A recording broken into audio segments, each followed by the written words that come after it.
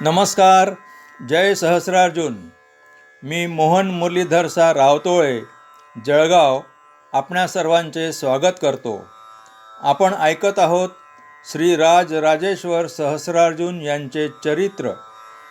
मागील भागात आपण सहस्रार्जुन महाराजांचे योग सामर्थ्य पाहिले, ज्यामुळे त्यांनी 85,000 वर्षे यशस्वी राज्यकारभार केला आणि ज्यामुळे ते कोणतेही रूप घेऊन कोठेही हजर होत असत.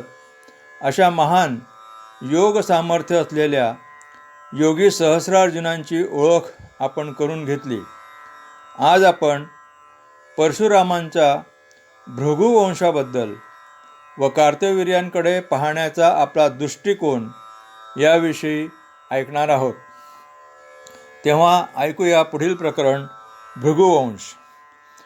विचित्र दैवगती हे प्रकरण पाहण्याआधी आपण ज्या भृगुवंशाचा संबंध कार्तवीर्यांच्या जीवनात आला त्याचा थोडक्यात परामर्श करून घेऊ. कारण परशुराम आणि सहस्रार्जुन हे एकाच नाण्याचे दोन बाजू आहेत.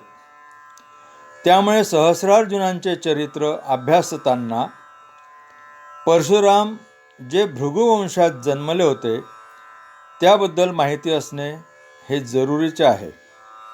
तसेच एकंदरीतच कार्तवीर्यांनी शेवटी केलेल्या काही चुकांकडे बघण्यासाठी आपली दृष्टीही बदलली पाहिजे असे मला वाटते. कान्यकुब्ज देशात गाधी नावाचा कर्तृत्ववान राजा होऊन गेला. त्याला सत्यवती नावाची एक कन्या होती. वंश चालवण्यासाठी एकही पुत्र नव्हता. एकदा त्याच्या राज्यात खूप घोर तपश्चर्या करून रुचिक नावाचा ऋषिकुमार आला. भृगुकुळात जन्मलेला रुचिक हा खूप तेजस्वी होता. एकदा त्याची दृष्टी सत्यवतीवर पडली आणि तो तिच्या सौंदर्यावर मोहित झाला व हीच आपली पत्नी व्हावी असे मनात ठरवून तो गाधी राजाजवळ सत्यवतीचा हात मागण्यासाठी गेला. मागणी घातल्यावर गाधी राजा विचार करू लागला की अशा कफल्लक ऋषीपुत्राला आपली मुलगी कशी द्यायची, आणि नकार दिला तर हा कठोर तपसाधना करून आल्यामुळे जर याने विचित्र शाप वगैरे दिला तर आपले काहीही होऊ शकते.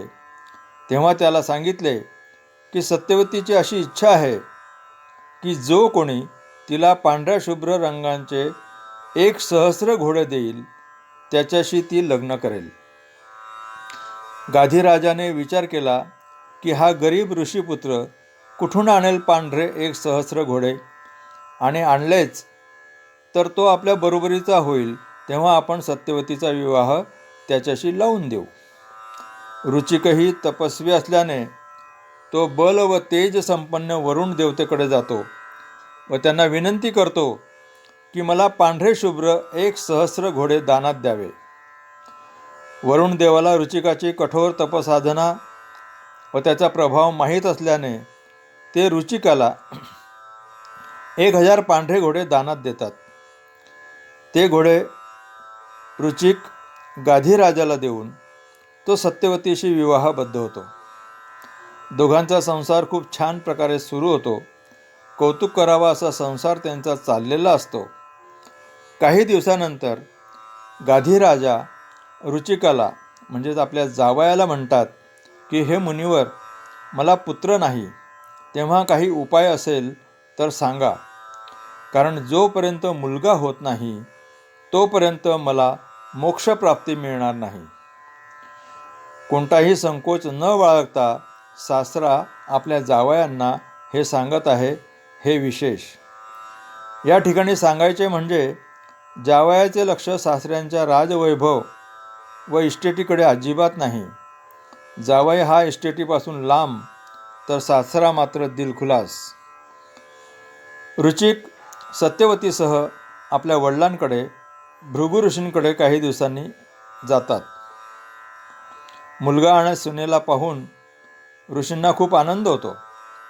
सत्यवती सासऱ्यांची मर्जी जिंकून एके दिवशी ऋषींना म्हणते की मला व माझ्या आईला अजूनही पुत्रप्राप्ती झाली नाही. तरी आमच्यावर कृपा करावी व उपाय सांगावा.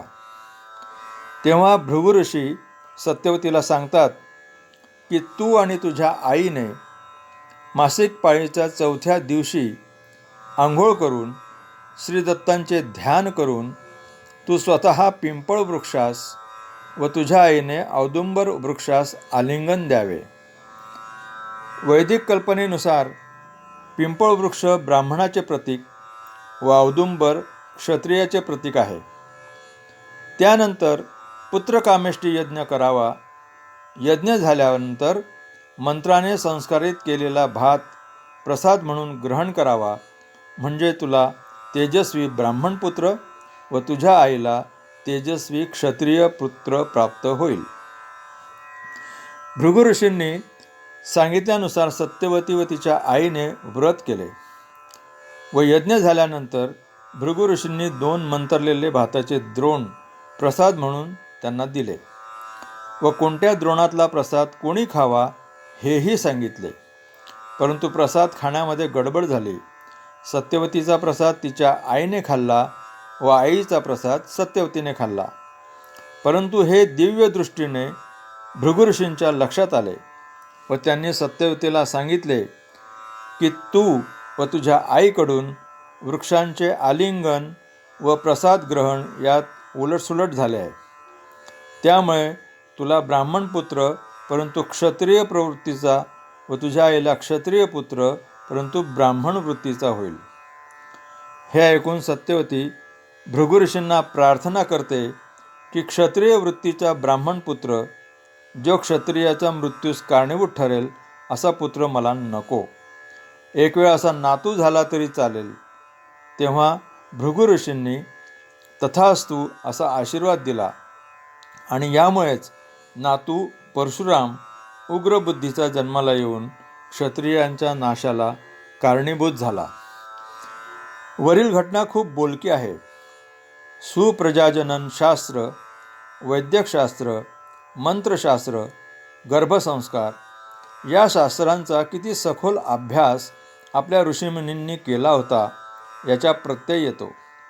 जन्मणारा जीव हा गर्भावस्थेपासूनच कसा प्रकृतीच्या स्वाधीन असतो हेही पाहण्यासारखे आहे. सद्गुरू हे आपल्या शिष्याचा पिंड, त्याची आत्मिक प्रगती व त्यांच्या भवितव्यतेतही आवश्यक बदल घडवून आणू शकतात. म्हणूनच देवांपेक्षाही सद्गुरू हा मोठा असतो असे म्हणतात. आणि श्री सद्गुरू हे एकमेव अपवाद आहेत की ते देवही आहेत आणि सद्गुरूही आहेत. पुढे सत्यवती प्रसूत होते व तिला मुलगा होतो. त्याचे नाव जमदग्नी.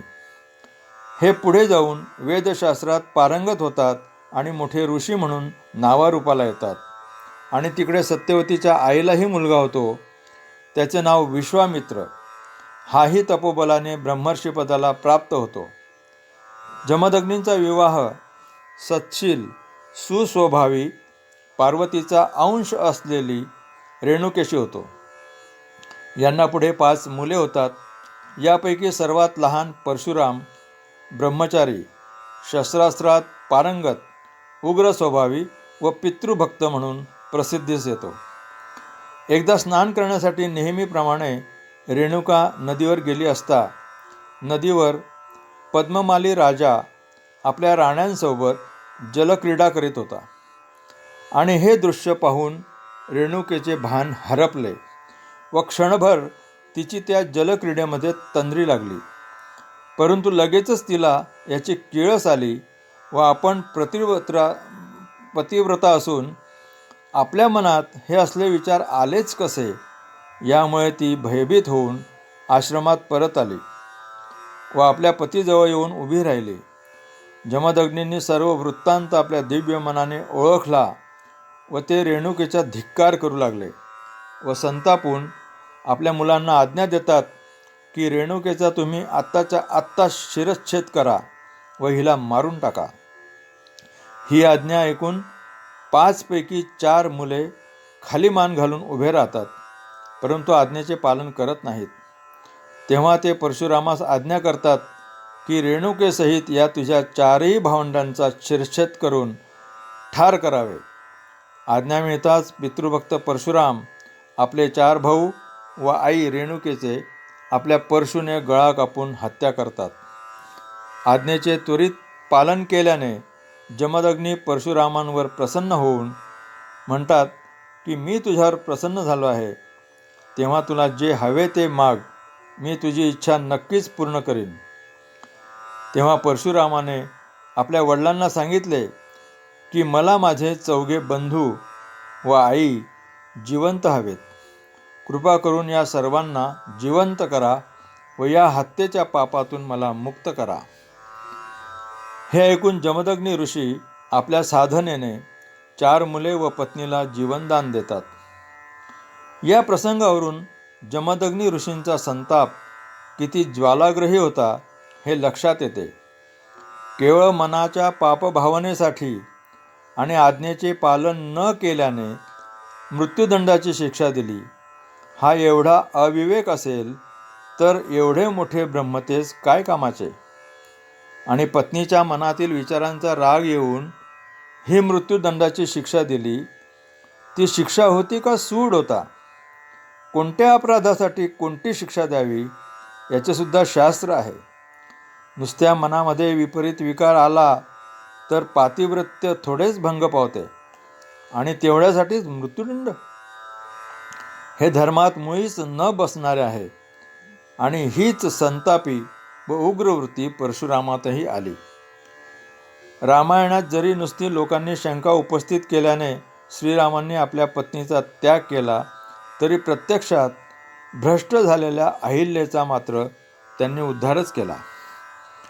जमदग्नीचा हा क्रोध ज्या साध्वीबद्दल होता, ती देवतारूप रेणुका, जिला पतीचा अपमान सहन झाला नाही म्हणून दक्ष राजाच्या यज्ञात सती जाणाऱ्या उमेचा म्हणजे साक्षात पार्वतीचा अंश होती. एखाद्या पापी माणसाबद्दल देव सांगतात की दिवसातून एकदा माझे स्मरण कर, तुझी सर्व पापे नष्ट होतील. परंतु ब्रह्मपदाला पोहोचलेल्यांचे नियम हे खूपच भारी व कठोर असतात, जसे जमदग्नींचे होते. आणि हीच वृत्ती व उग्र स्वभाव परशुरामातही आले आणि त्यामुळेच पुढे एवढा नरसंहार झाला. पायी चालणारा ठेचकाला तरी त्याच्या जीवाला धोका नसतो, परंतु विमान चालकाला थोडीशीही चूक ही खूप महागात पडते, हेच खरे. आपण भाग्यशाली कर्तबगार कार्तवीर्यांची ऐहिक व आत्मिक क्षेत्रातील गरुड भरारी पाहिली. त्यांच्या मनाचे चित्ताचे बदलते रंग पाहिले. समुद्राच्या पृष्ठभागावर मोठमोठ्या लाटांचा झंझावात व उद्रेक घडत असताना त्याच वेळी समुद्राचे खोल असलेल्या अंतरंगामध्ये मात्र शांतता असते. खोल अंतरंगात काहीच हालचाल नसते. त्याचप्रमाणे कार्तवीर्यांची चित्तवृत्ती प्रारब्धाच्या लाटांमुळे सामान्य माणसासारखी अस्थिर व विनाशकारी असली तरी त्याचे अंतरंग मात्र कुंडलिनी शक्तीमुळे स्थिर व शांतच होते. श्री दत्तांनी सहस्रार्जुनांची शक्तिपाताने कुंडलिनी जागृत केलीच होती. त्यामुळे एकदा शक्तिपाताने कुंडलिनी जागृत होऊन साधना सुरू झाल्यावर साधकाने काहीच करायचे नसते. साधनेने सर्व काही आपोआप घडत असते. परंतु तरीही आत्मचिंतन करून आपल्यात होत असलेले बदल व आपली चित्तवृत्ती आपण तपासली पाहिजे. कार्तवीर्यांचा नव्याने झालेला उद्धटपणा व गैरवर्तन हे साधनेच्या विपरीत असले तरी प्रारब्धाचा निचरा करण्यासाठी ते आवश्यकही होतेच. मृत्यू होण्यापूर्वी जे काही अटळ बदल होतात त्याचाच तो एक भाग आहे, हे आपल्याला पुढील उदाहरणाने स्पष्ट करता येईल. जसे जो माणूस गाडी चालवतच नाही त्याच्या हातून अपघात होईलच कसा, परंतु ज्याने जन्मभर गाडी चालवली आणि त्याच्या हातून अपघात झाला तर त्यात कमीपणा किंवा दोषी वाटण्याचे काहीच कारण नाही. शेकडो लढाया केल्या आणि त्यात जर 2-4 लढाया हारल्या तर तो काही नामुष्कीचा भाग होत नाही. अनेक महत्त्वाचे निर्णय घेणाऱ्याच्या हातून 2 निर्णय चुकीचे झाले तर काहीच फरक पडत नाही.